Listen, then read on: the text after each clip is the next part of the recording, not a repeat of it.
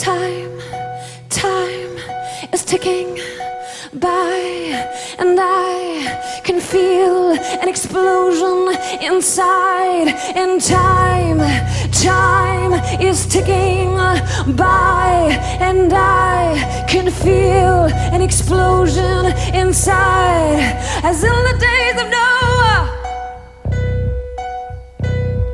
as in the days of Noah, they'll be drinking, marrying, laughing. As in the days of Noah, what a fool, they say, to build a boat on sand. What a fool, they say. It's never rained before. It's never rained before. It's never rained before.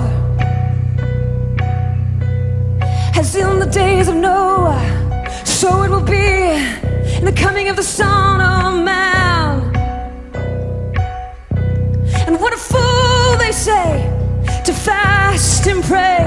And what a fool, they say, come on, it's been 2,000 years. Do you really think that he's coming? Come on, let's just get real. But remember this first, that many, many, many scoffers will come. And when the rain starts falling, it's too late. It's too late. And when the rain starts falling, it's too late. It's too late.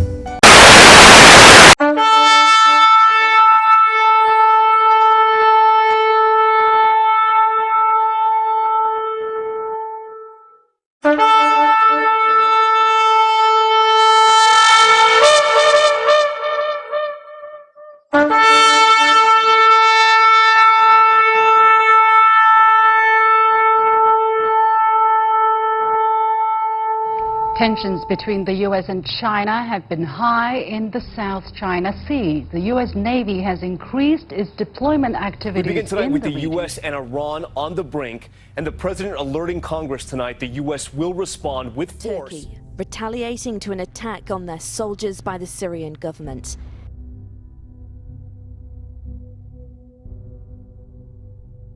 The World Health Organization has declared coronavirus a global pandemic with more than 118,000 cases across 114 countries. For the last year and a half, an outbreak of the deadly Ebola virus has racked the Democratic Republic of Congo. More than 3,000 people have fallen sick, with more than 2,000 dead. This week, the United Nations World Food Program warned that as a result of the coronavirus, the number of people facing food crisis around the world could double to 265 million people. Though the coronavirus pandemic was relatively slow to hit many developing countries, the World Food Program warns the outbreak could cause widespread famines of biblical proportions. A report by the UN organization estimating the pandemic could nearly double the number of people facing starvation.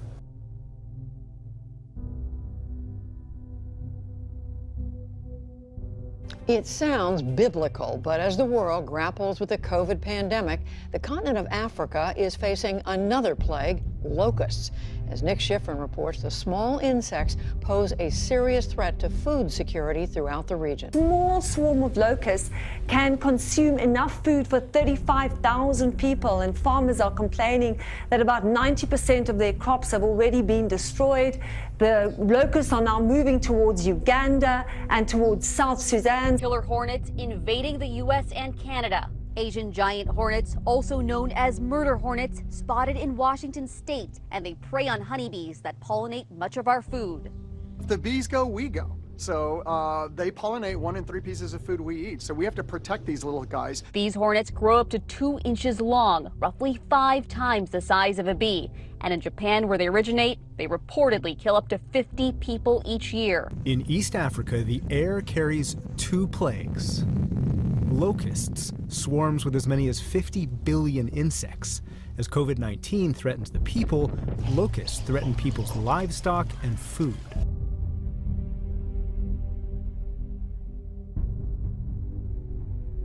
Good morning, George. Clayton Sandell here in Denver following breaking news out of Utah. A magnitude 5.7 earthquake hitting just after 7 a.m. local time, about 10 miles west of Salt Lake City. Welcome back. As if we didn't already have enough to talk about with an excessive heat warning set to go into effect here in the valley, we are now just getting reports of an earthquake not too far from us in California. At least 33 people have died as tornadoes carved a path of destruction from Texas to the Carolinas.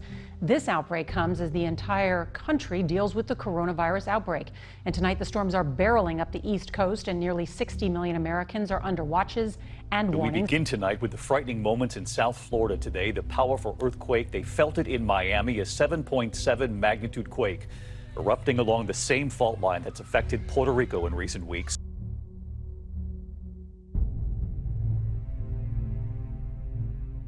Amid a year that's already been so brutal with a once-in-a-century pandemic, the sky in parts of California and Oregon turned apocalyptic orange this week. The smoke from wildfires blocked out the sun. 100 birds have been found dead in a Swedish street, just days after thousands of birds inexplicably dropped out of the sky in the United States. Major rescue operation unfolding in Tasmania this morning. Hundreds of pilot whales stranded in Macquarie Heads on the state's west. A mass evacuation this morning along Australia's southeastern coast, with bushfires looming and extreme danger ahead. A heat wave expected to push temperatures over 100 degrees Fahrenheit by the weekend. Tourists, residents, everybody being told. Inspectors say about 46 birds, specifically grackles, have been littering the sidewalks and lawns. Conservation officials are sounding the alarm over a mysterious trend in the U.S. Southwest. Different species of migratory birds, including sparrows and blackbirds, are dropping dead in alarming numbers.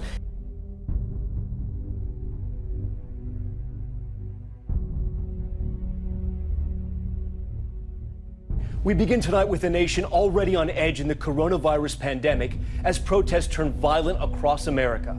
The arrest of a former Minneapolis police officer for the murder of George Floyd, failing to stop another night of rage in that city.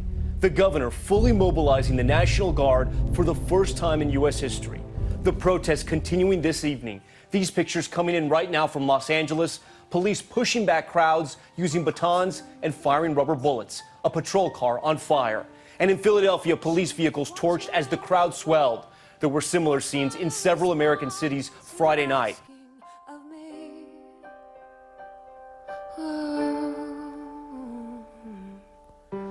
Baptize my heart with your fire, desire. Don't serve a mighty God.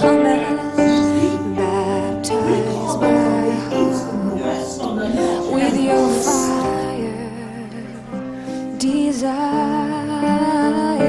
Come and baptize my heart with your fire, desire.